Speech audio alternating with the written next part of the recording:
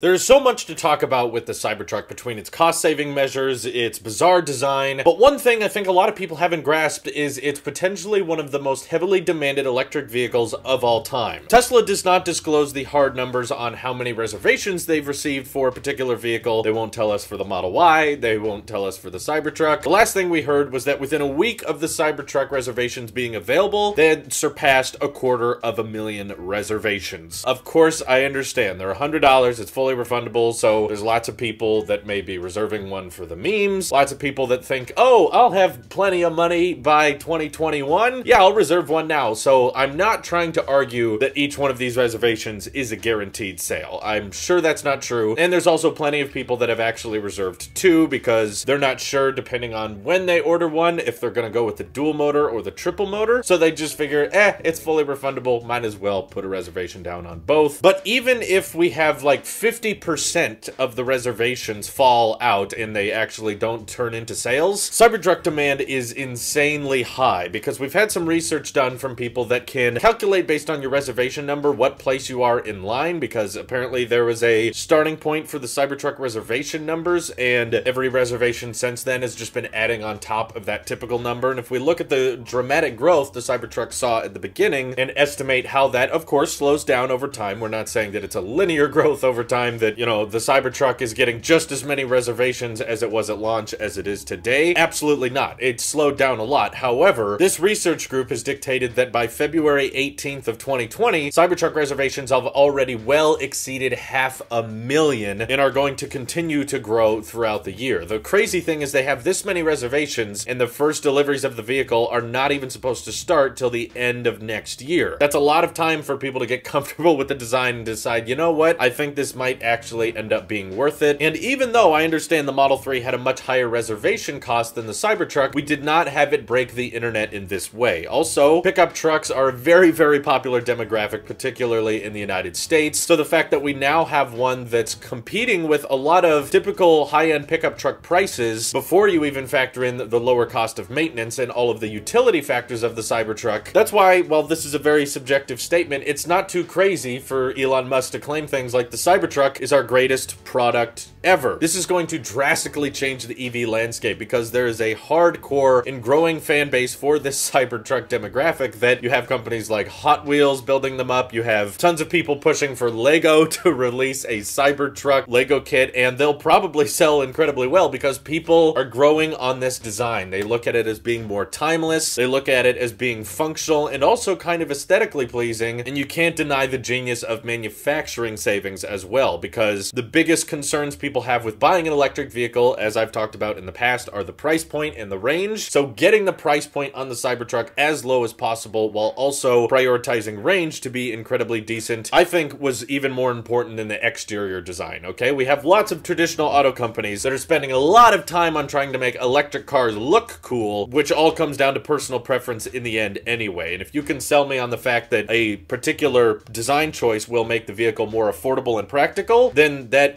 instantly makes me like the design even if it is non-traditional. The Cybertruck with its super hard cold rolled stainless steel saves a ton of money because they don't have to go through the complicated stamping process that the Model 3 has to go through right now, because it's a very curvy car with lots of different panels and metal that has to be pressed into very specific shapes in order to meet its aerodynamic demands, whereas the Cybertruck is going to have a completely different design manufacturing process that I'm sure is going to be much cheaper and simpler because it's built across this one exoskeleton design. And the other benefit is that, at least in its current form, the Cybertruck does not have to go through a painting process. That is an incredibly pricey and very meticulous process involved with Tesla production right now, making sure you get that exact tone of paint right. They have a whole stage of production just dedicated to the exterior paint coating and making sure everything is handled very, very well, but still a lot of people complain about it. It's a quality control issue they had for a long time. They're getting a lot better now, but still, at launch, they had a lot of issues with the paint job, and that's why you've seen so many Tesla reviewers say, you know what, don't waste your money on exterior paint, just get the cheapest one and get a wrap later if you want a different color. Whereas the Cybertruck gets to bypass that stamping process as well as the painting process, which can save a ton on manufacturing, while also allowing the vehicle to have this cyberpunk attire that a lot of people are actually super into. And if the reservations were not growing at the rate they are right now, you could make the argument that the design is just too weird and people aren't going to buy into it, but that's not the case. There's no other electric vehicle on the market today that has shown this much public interest that this many people are willing to put money down on it. Another big help I forgot to mention is the glass. The fact that all of the glass on the vehicle is incredibly straight and incredibly flat. It doesn't have to be curved or anything. Also saves a ton on manufacturing, especially given it's this Tesla armored glass. They don't have to worry about curving it and making sure it fits in very complicated ways like it does on all of the previous Tesla designs, which have a lot of curves for their best aerodynamic performance, and that involves a lot of curved glass, whereas this, everything gets to just be straight and flat. That's what gives this significant advantage to the Cybertruck design that allows the price to be so low. But as Elon mentioned at the last Q4 earnings call, they have so much demand for the Cybertruck that they're not going to be able to meet it for at least the next 3 to 4 years. That would make a lot of sense if their Cybertruck reservations were well exceeding 500,000. Tesla doesn't even make that many vehicles in a year, yet they're on track to beat 500,000 this year, but that's for every single vehicle they sell. That's the Model Y, the Model 3, the Model S, the Model X, in all of their countries. And now when it just comes to Cybertruck reservations, I'm sure this number is going to grow over time. There's still a lot of people that are super into the Cybertruck that haven't reserved one yet just because it's so out there and they may not be in the market for one yet. But just as much as you have to consider the fact that, yeah, some people reserved 2 Cybertrucks, and yeah, some people reserved it for the memes and they're probably not actually going to buy it when it comes out. I agree, you have to factor that in, but you also have to factor in that there's a ton of people that suddenly get way more interested in a car once it actually starts delivering and people start using the thing. Once people start seeing it on daily roads and we can get some real life reviews out of it, my prediction is that people are going to love it. It may have some quality control problems at the beginning because it's such a drastic design, but I think overall people are going to love the utility factor. They're going to love the seating options, the interior. They're going to be in love with the tailgate that turns into a ramp and the fact that there's no big clunky wheel wells inside the bed. It's massive and there's supposed to be a solar option later, and it's going to sell a lot of people. And once they actually start delivering and people realize, oh wait, this isn't just a concept car, this is actually something entering production that Tesla is now selling and delivering to people, that's when you're going to get another huge peaked interest from public demand, because they're like, oh wait, that thing's real? I read about it on the news, but I thought it was just a concept. Now that it's actually delivering and people are driving it, there's going to be a lot more sales and interest given that point. And there's a lot of people like me that are super into the Cybertruck design, that think the vehicle looks awesome and I would love to own one day, but because of my financial situation, I just know I'm not going to be buying one in the next couple years, so I have no reservation. I'm a big fan of one, but even the $100, I was like,